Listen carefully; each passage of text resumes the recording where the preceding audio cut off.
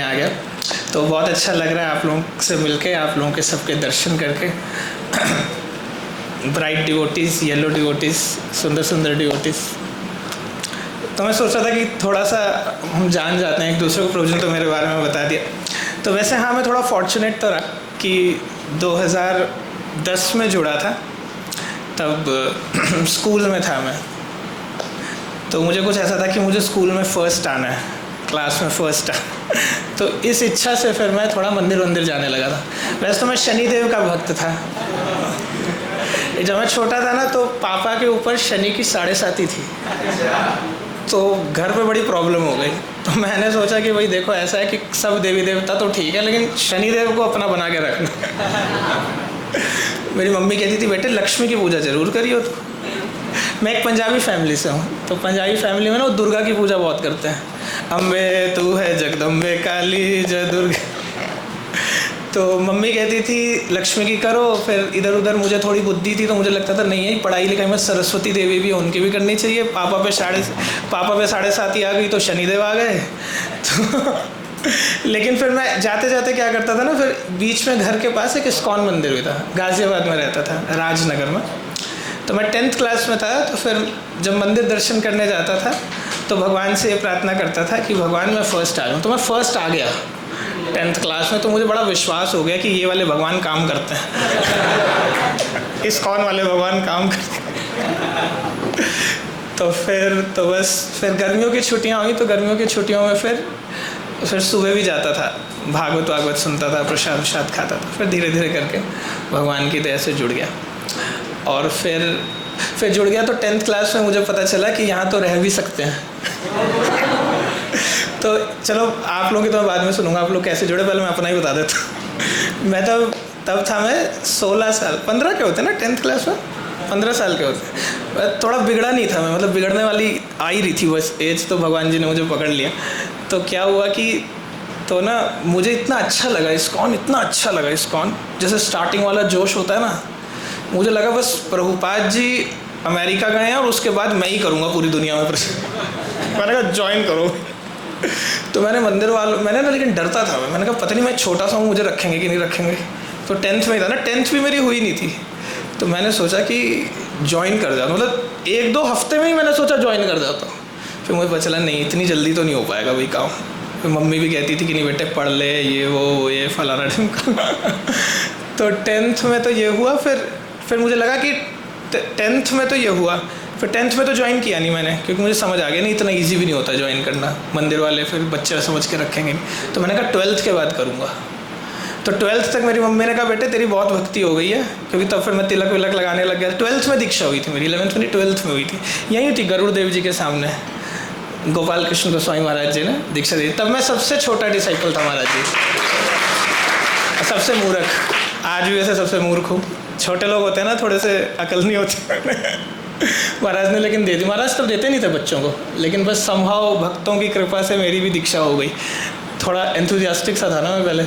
फिर क्या हुआ, फिर 12th से मुझे लगा 12th के बाद ज्वाइन करेंगे भाई, अब तो स्कूल हो गया, 12th के बाद ज्वाइन कर देंगे।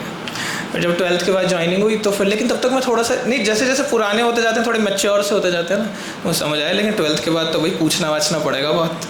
तो मैंने ना मंदिर वालों से पूछा, मैंने बोला 12वीं के बाद मैं आना चाहता हूँ, मुझे रख लोगे? सारे मंदिर वालों ने मना कर दिया। कह रहे नहीं पढ़ाई करो, ये करो वो करो। तो मैंने कहा यार अब कॉलेज तो जाना पड़ेगा। तो फिर समहाउ कॉलेज चला गया। तो कॉलेज गया, तो कॉलेज में जैसे सीता मैया ने तो 1 साल वनवास काटा ना, वो अज्ञात, वो क्या कहते हैं, राम जी 14 साल और 1 साल वो रावण के पास रही। मैं 3 साल रहा दिल्ली यूनिवर्सिटी में। मुझे अच्छा नहीं लगता था कॉलेज में। तो मुझे याद है जो मेरा कॉलेज का लास्ट डे था, बिल्कुल लास्ट डे ऑफ कॉलेज, मतलब अभी एग्ज़ाम था लास्ट, रिज़ल्ट भी नहीं आया था। मैं कॉलेज गया, एग्ज़ाम लिखा, बाहर आया, बैग उठाया, मैंने कहा बस बहुत हो गया, बहुत दुनिया देख ली, इससे ज़्यादा नहीं देखनी मुझे दुनिया।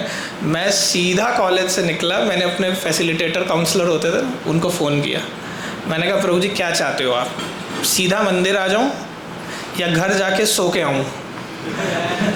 मेरी एक आदत थी, मैं सोता था दोपहर में। वो आज भी है, इसलिए मैं सो के आया हूँ। मैंने फ़ोन पे बोला था इन लोगों को भी सुला देना थोड़ी देर।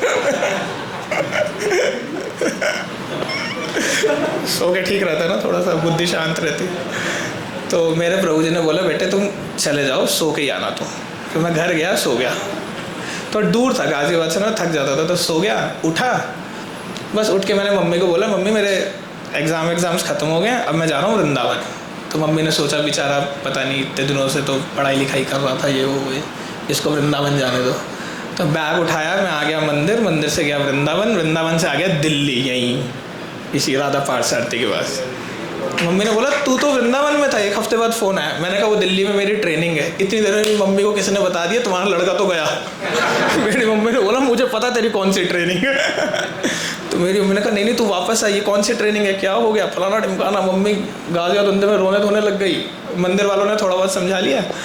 तो फिर मैं बीच में गया, तो मम्मी ने देखा अब तो मैं येलो हो गया, और फिर हेड शेव हो गया, सब कुछ हो गया। ऐसे बाल तो मेरे छोटे थे, शिका तो मैंने रख ली थी, दीक्षा हो गई थी ना 12th में। तो फिर मेरी मम्मी आई, गाजिया धुंधे में थोड़ा रोने धोने लगी। तो अच्छा मेरे साथ बहुत बड़ी समस्या है कि मुझे हंसी बहुत आती है। मुझे हर समय हंसी आती रहती है, मतलब कोई मर जाए मुझे तब भी हंसी। मेरी मम्मी आई, मौसी आई, मेरी बहन आई, पापा तो आई नहीं। पापा से मेरी लड़ाई है थोड़ी, शनि सूर्य वाला रिश्ता है थोड़ा, तो पापा से तो लड़ाई थी, तो पापा तो आई नहीं। पापा ने तो मम्मी को बोला तेरी वजह से ही गया है, तू ही बहुत बोलती थी, ये वो फलाना।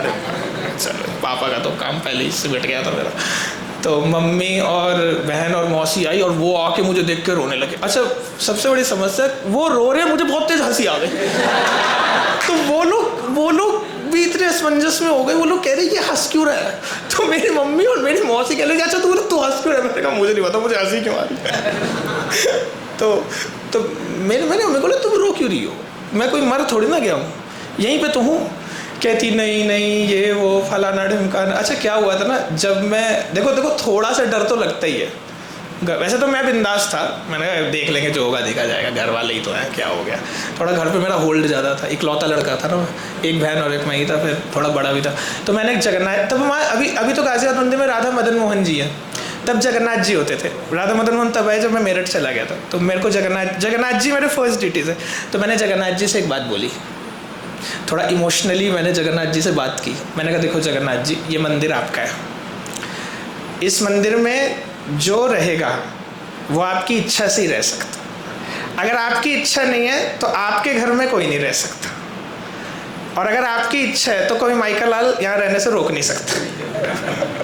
जगन्नाथ जी को ब्लैकमेल सा कर दिया। मैंने देखो जगन्नाथ जी, अगर आप चाहते हो मुझे यहाँ रोकना तो आई एम रेडी, तो मैं रेडी हूँ, आप मुझे यहाँ रोक लो, झाड़ू पोछा लगा दूंगा, कुछ नहीं मांगूंगा, कुछ नहीं करूँगा, कुछ तंग नहीं करूँगा किसी को, चुप रहूँगा, बस मुझे अपने मंदिर में रख लेना। मैंने जगन्नाथ जी से ऐसे बोला।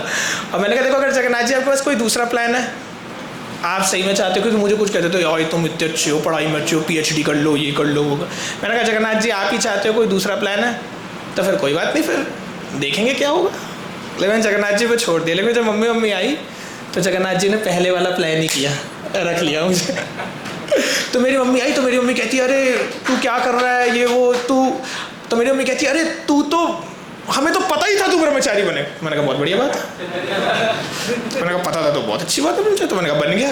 कहती नहीं इतनी जल्दी बनेगा, हमें ये नहीं पता। तो मैंने कहा और तुम कब चाहती हो, कब बनो, बुढ़ापे में। तो कहती है कि नहीं हम सोचते थे जब बहन की शादी तो कर देगा कम से कम। तो मैं ज्वाइन किया 2015 में, 12 में मेरी दीक्षा हुई, 3 साल मैंने BSc किया, और 15 में मैं आ गया, 16 में मेरा सैफरन हो गया। तो 15 में मम्मी से मिला। तो 15 में मेरी मम्मी ने क्या बोला कि बहन की शादी कर देते तो आ जाता है। तो मैंने कहा बहन की शादी कर दूंगा, उसमें अच्छा इस्कॉन के लड़के से कराऊंगा, अब तो आराम से ब्रह्मचारी की बहन से शादी करेगा कोई। तो मम्मी ने बोला ठीक है ये वो करके रोने धोने लगी। तो कहती अच्छा ठीक है तू यहीं रही हो, आस में रही हो। फिर मम्मी मंगला आरतियाँ लगी। लेकिन मैं एक बात बताऊँ आपको, आज कौन सा साल चल रहा है, आज तक मेरी बहन की शादी नहीं हुई। तो मैंने मम्मी को भी 2-3 दिन पहले बोला, मतलब फ़ोन आया ना, मैंने बोला तुम कहती थी तब बहन की शादी करके आओ, देखना कितना टाइम हो गया, अभी तक तो बहन की शादी हुई नहीं। लेकिन फिर मम्मी मान गई अच्छे से, मम्मी दुर्गा की भक्त थी। तो अब तो मम्मी ने भी प्यार, अब मेरी मम्मी ब्राह्मण दीक्षित हो गई। दीक्षा वीक्षा हो गया, ब्राह्मण दीक्षा हो गया, बहन की दीक्षा हो गई, बहन की भी दीक्षा हो गई। अब मेरी मम्मी का नाम हो गया सर्व मंगलमयी देवी दासी और बहन का नाम हो गया सखी चित्रा। अब ये पूरा घर फैमिली बढ़िया आराम से हो गया। तो मैं बता रहा था कि देखो, कोई अगर भगवान के घर में रह रहा है तो वो भगवान का बहुत क्लोज है। इसलिए मैं चाहता हूँ आप लोग भगवान के बहुत क्लोज हो, आप सारे लोग। तो इसीलिए मैं तो आपके चरणों में प्रणाम करता हूँ। मुझे पता है कोई अगर भगवान के पास रह रहा है तो बहुत महान सोल है, वो बहुत ब्यूटीफुल सोल है। देखो सब लोग भगवान के पास तो रह नहीं सकते, है ना। संसार इतना बड़ा है, दुनिया पता नहीं क्या क्या कर रही है, लेकिन वो कहते हैं ना, you are the chosen one, selected one. आप लोगों को भी भगवान ने, देखो सबकी एक स्टोरी तो होती है, भगवान सबको चुनते हैं, तो आप लोगों को भी भगवान ने चुना तो है कुछ एक बहुत स्पेशल और एक बहुत ही अच्छे और एक बहुत बड़े पर्पस के लिए। तो इसलिए सबसे पहली मतलब मैं तो अपने जीवन में मैं बहुत बड़ा नहीं हूँ आप लोगों से, मैं तो आप लोगों की मोरलेस एज का ही हूँ, वो क्योंकि मैं थोड़ा पहले इस्कॉन में आ गया तो थोड़ा सा मेरी दीक्षा पहले हो गई, आप लोगों के साथ का ही हूँ। लेकिन फिर भी जो मैंने थोड़ा बहुत सीखा, तो मैंने ये सीखा है कि वैष्णवाज आर वेरी वैल्यूएबल। तो वैष्णव बहुत वैल्यूएबल होते हैं और भगवान के बहुत प्रिय होते हैं। तो वैष्णवों के साथ रहना ही और मंदिर में रहना ही, एक्चुअली हम क्या गोलोक जाना तो एक बात है, रह ही रहे हैं गोलोक में, और क्या चाहिए, भक्तों के साथ ही रह रहे हैं और क्या। यहाँ पे आराम से खा रहे हैं, आराम से रेस्ट कर रहे हैं। थोड़ा पीबीटी में रेस्ट कम होता है मुझे पता है लेकिन अभी थोड़े से आप और सीनियर हो जाओगे तो फिर डरो मत, फिर आपके भी कुछ 2-4 जूनियर बन जाएंगे, फिर और बढ़िया हो जाएगा।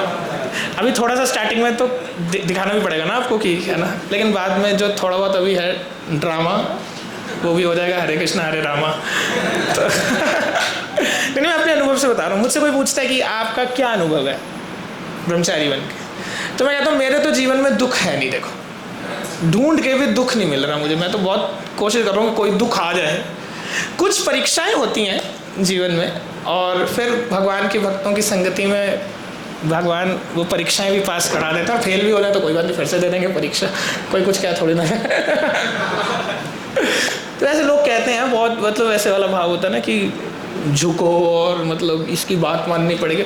ऐसा कुछ ज़्यादा होता नहीं है, वो 1-2 साल की है कहानी। 2-4 साल के बाद आपको कोई नहीं झुकाएगा, फिर आप बॉस बन जाओगे। दास वास है कि बाद में आप बन जाओगे बॉस। थोड़ा सा भाव अच्छा रखना होता है, भगवान बना देते हैं। भगवान तो अपने भक्तों को अपने से भी ऊपर रखते हैं। तो मतलब कई बार ना फिलॉसफी में आपको लगता होगा पता नहीं बहुत ही सरेंडर्ड लाइफ है क्या बिल्कुल ही कहते हैं this is an army life, ये लाइफ, वो सब थोड़ा कहने के लिए हम कहते हैं ताकि बातें अच्छी लगें। ये तो लोग कहेंगे यार इतनी मौज में रह रहे हैं लोग लेकिन रह तो मौज में ही रहे हैं। सोच के देखो आप, मतलब सर आराम से उठो, देखो एसी लग तो गया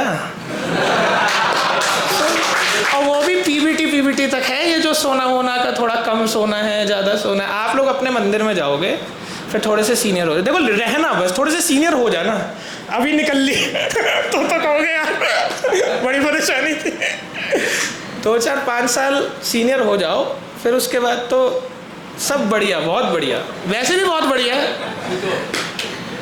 तो खैर मैं तो अपनी कहानियाँ सुनाता ही रहूँगा आप लोगों को, बेकार की कहानियाँ। आप लोग बताओ कुछ बढ़िया बातें। चलो क्या क्या बताओगे, नाम बता दोगे?